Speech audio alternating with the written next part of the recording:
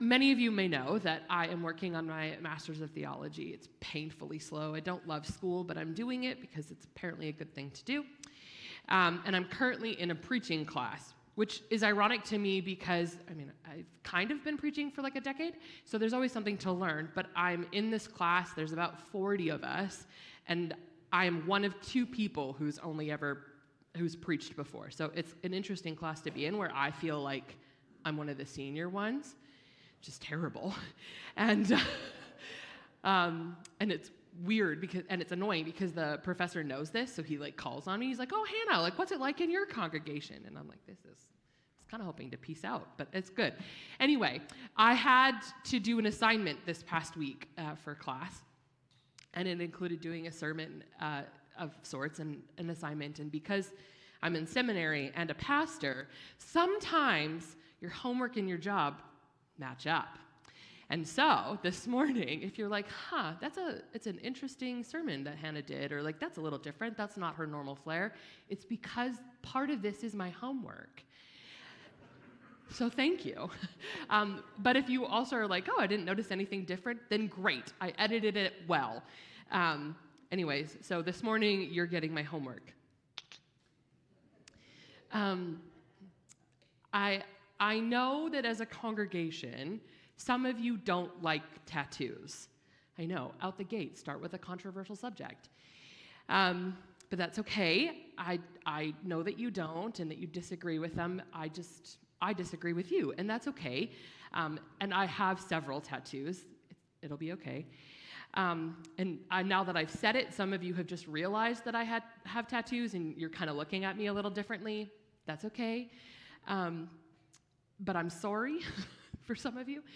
But it's okay because my boss has tattoos, so I feel like I'm safe. And my grandma still loves me, and she says that she forgives me every time I get a tattoo. So if my grandma can, then I believe this for you as well. But I talk about my tattoos because I want to talk about one of mine for a second. It's the smallest tattoo that I have, actually. I decided when I was the super mature age of 20 that I was going to get another tattoo. And I was deep in my second year of Bible school. And so I thought it was really good, really clever, really meaningful if I got the word faith tattooed on my foot. You can chuckle, I do. I thought it was clever and symbolic to put it on my foot, to put this tiny tattoo for faith. And because I felt like it was, Peter has to step out of the boat to walk on water. And they have this conversation about faith. And it's tiny on my foot because I thought it was tiny like the faith of a mustard seed. So here I am, putting all these biblical things onto my tattoo. And because I was a serious Bible student, I decided that I wouldn't get it in English. No, my tattoo is in Greek. So, excuse my Greek pronunciation, but I got the word pistis on my foot. This one. And yes, I did have access to Greek resources so that it could confirm that the word that I was thinking of was the word that was actually used. And I had a professor on campus who I chased down and was like, "Is this what I think it is?" And he said, "Not if it is like a tattoo," and I lied. But I vetted my tattoo, I thought, for a pretty permanent decision. I did think it through a little bit. So you can come check out my foot if you want to later. That sounds weird. But I got this tattoo as a marker, a permanent reminder of my faith and that it was important to me, that it was this part of me. But as life goes on, this tattoo kind of came to mean different things. As I've walked through highs and lows of my faith journey, it's come to mean more. And the meaning and the kind of understanding of what I've tattooed on my foot has deepened and changed. And I think the same thing can be said about the scriptures, and especially with Bible stories that we've heard as kids. We can read a story and it resonates in one way, and then years later it hits in a totally different way. And so that's my prayer for you this morning as we dig into the scriptures. And so I'd like it if we could pick up and read our passage together this morning, and which, if you've not put it together, includes this word, pistis, this morning. So if you have a Bible, please open it. We're going to read from Mark chapter 4. There's a Bible in front of you, or there's a handy-dandy app on your phone if you want to go that route. So we're in Mark, it's also on the screen. We're in Mark chapter 4, verses 35 through the end of the chapter. This is Jesus calms the storm. The day when evening came, he said to his disciples, "Let us go over to the other side." Leaving the crowd behind, they took him along just as he was in the boat. There were also other boats with him. A furious squall came up, and the waves broke over the boat so that it was nearly swamped. Jesus was in the stern, sleeping on a cushion. The disciples woke him and said to him, "Teacher, don't you care if we drown?" He got up, rebuked the wind, and said to the waves, "Quiet, be still." Then the wind died down, and it was completely calm. He said to his disciples, "Why are you so afraid? Do you still have no faith?" They were terrified, and they asked each other, "Who is this? Even the wind and waves obey him." There's a few things that I think are interesting about this moment in time where Jesus calms the storm. It's at the start of this story that the book of Mark takes a turn. It's the start of a series of dramatic miracle stories, and it's the first nature miracle that Jesus performs in the book of Mark. And certainly in the miracles that it follows, it's all highlighted that Jesus really is this epiphany of divine power. And what's funny to me is immediately following the parable of the mustard seed is this story. And that's how I know that God has a sense of humor, is that Jesus has just taught them about faith and how it can start super small and grow into something magnificent. And at the first opportunity, they completely abandon it. And so this is where the story picks up. Jesus has had a really long day teaching, and they're at the point where they're going to change locations. So they get in the boat. And in verse 37, we learn that a storm hits. And now I don't do science, but I've come to understand that the Sea of Galilee, where this story takes place, is known for its violent and sudden storms, and it's due to its location. And so the wind comes over the eastern mountains and drops suddenly onto the sea. Probably something like we're supposed to get this week. I don't know. And so Jesus and his disciples find themselves out in the middle of the sea when the storm hits pretty bad. Back in the summer, this story was one of the stories that we told during Summer Kids Club, our big kids program. And so on day 3, we actually talked about how Jesus was a friend we could trust. And so what was interesting to me is that the day before, on day 2 of Summer Kids Club, we actually talked about Jonah. And so I at the time, thought that it was quite weird that these 2 stories were our theological studies for Summer Kids Club. But we made it work, and the whole idea of Summer Kids Club this year was scuba. That was our theme. So both stories have water. But even in the commentaries that I read this week, make the connection between this storm here in Mark and the storm that Jonah faces when he tries to run away from God. Both stories confirm that God can calm the storm right in the middle of the waves and the wind, and it just stops. And so the author is hoping, actually, that we pick up on these stories of the Bible that refer to God controlling the waters. Water is a big thing for Israelites. For example, when God parts the Red Sea, again in Joshua, when for the Red Sea, Moses, big thing. There's a movie about it. Again in Joshua, when the Israelites are to enter into their promised land. And then in Isaiah 43, the writer evokes these memories when he speaks to the current situation of Babylonian captivity. The verse says, "When you pass through the waters, I will be with you. And through the rivers, they shall not overwhelm you." And so I hear this story in Mark in the context of God's provision, God's power, and God's presence, and his promise of presence. And on the flip side, I also know that for the original audiences, they associate the sea as a place of chaos and terror and death. And throughout Jewish literature, the sea is scary and unknown.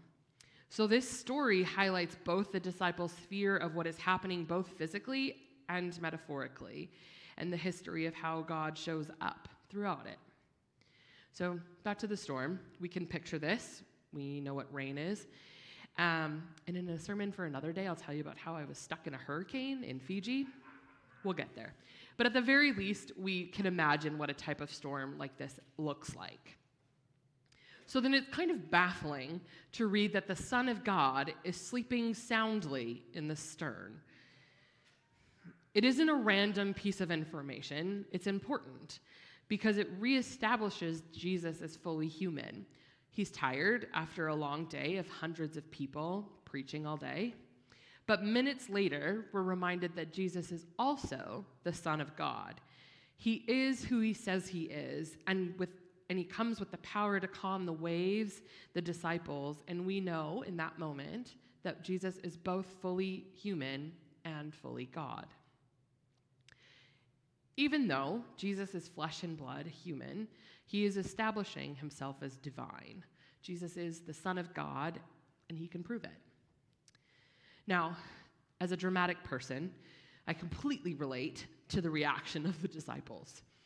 You've got 12 young men on a boat, and I'm a youth pastor, I should know. It only takes one to start screaming that we're all going to die before the chaos is completely ensued. And so I kind of want to know if Jesus rolled his eyes at the comment that woke him up. And so I know he was sleeping, but did he wake up and roll his eyes that his friend just asked him, "Do you even care that we're drowning?" I can laugh at that, and I can be like, well, that's kind of a dumb question, because of course he cares, but we have the bigger picture.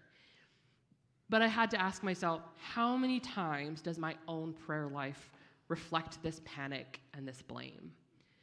God, don't you care what's happening? It's uncomfortably relatable. Jesus slept through the storm not to be flippant or dismissive about the storm, but because he can sleep through the storm, because he is confident about the outcome. The ability to sleep peacefully and untroubled is a sign of perfect trust in the sustaining and protective power of God. And it's example for us. Easier said than done, I know, but we can sleep in full confidence and full assurance and full faith that Jesus is in control. First, Jesus calms the sea, and then Jesus calms the disciples. Jesus' response is peace. In the NIV, verse 39 says, "Quiet, be still." But other versions say silence. In others, it says peace. And I think that command is as much for the disciples as it is for the storm, but also is for us. In his response, Jesus is fulfilling the words of the psalmist. Psalm 89, verse 9 says, "You rule over the surging sea. When its waves mount up, you still them." And also in Isaiah, like I had read earlier, Jesus calms the storms, calms the panic and the fear of his 12 buddies on board, and yet at the same time speaks calm into the storms of our own life. Jesus is in control over the storms. Just read that. The fear switches at the end of the story. They're not terrified of the storm, but they have a healthy fear of God. The fear moves from terror into reverence. And so that bit that says, "Even the wind and waves obey him," Jesus is in control of the storms, and all he did was speak. It is an important reminder that God isn't surprised by storms. He's not worried about the storms because God controls them. The story conveys Jesus' identity as well as authority. And so I wish that when Jesus speaks to the storms of our own life, that the work drama would disappear or the money would appear, that the complex situations that would fix themselves and the storms would just stop being big and scary. But I've come to know that the promise of peace doesn't always stop the storm itself, but it helps us refocus our attention.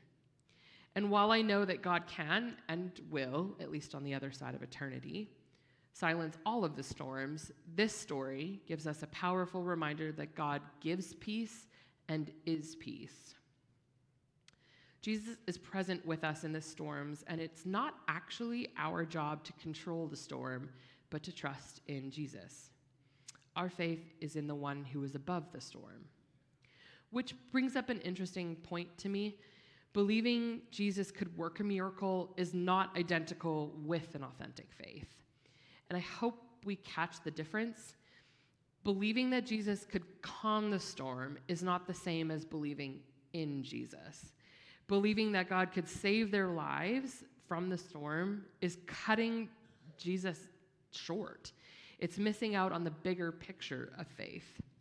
Miracles help us believe in God, yes, but it's not the same thing. We can see that in the response of the disciples. They're focused on the storm rather than who God is. They may be fearful of God, but that's not the same as genuine faith in God. And the difference, I think, is significant. And I want to know the tone of Jesus' voice when he responds to the disciples, when he says, "Why are you so afraid? Do you still have no faith?" I wonder if it's part a rebuke, because sure, I understand this thought. He's saying, what more do you want me to do? Like, how much do I have to prove to you? Didn't we just have this conversation? And he's probably a bit exasperated by the fact that the disciples seem to have just lost their faith in 1 second. But perhaps, maybe, the rebuke is needed for some of us. A bit of a wake-up call, a shake to say, you're not actually in control. You never have been, and that Jesus is the one in control, and he can handle it. And so it's the reminder of where is your faith, to refocus your attention off of the storm and onto God. But then I wonder if there's also a softness in when he asks, do you still have no faith? Like he's a bit brokenhearted and sad that the storm still freaks us out. And in Jesus' questions, he is reminding us that in the presence of Jesus, we don't actually need to fear. The fearful have no faith, and the faithful have no fear. His is a question to call into deeper faith, which is the definition of the word faith here, this pistis. It means faith with the tones of confidence, trust, assurance, and belief. Yes, confident that Jesus will calm the storms of life, but fully confident in the fact that Jesus is the Son of God, which is really the answer to the question that the disciples ask at the end. They say, who is this? They're realizing that there's more that they don't understand. But Jesus, being the clever guy that he is, readdresses this in the next story in Mark, if you keep reading. Jesus is casting out a demon, and the demon directly responds to Jesus, and he addresses him as the Most High God. So to circle back, my little tattoo has grown in meaning. I think it started as this statement to Mark to say that I have faith in God. It grew to be a reminder that I do not need to fear when storms hit, that the peace of Christ goes before me, but it is expanded to remind me that my faith is based on the fact that God controls the waves, but is expanded to remind me that my faith isn't based on the fact that God controls the waves, but that Jesus is the Son of God. One of the commentaries I read too brought up the fact that in the early church, there's been an idea that's been pretty favored throughout church history, that this passage suggested that the ship is a symbol for the church. Whatever hardships or persecutions the church might face, have faith. The Lord is present with the faithful and will bring the church safely through the trials. And that is my hope and prayer for each of you, but also for us as a church family. I'm going to pray to close us. So if you would bow with me. Creator God, we thank you for today. Lord, teach us to increase our faith in you. Help us to trust in you at all times. May we believe in you in the most of difficult situations. And let us come to believe and know what the Bible says, be still and to know that you are God. And it's in your name, Jesus, that we pray. Amen.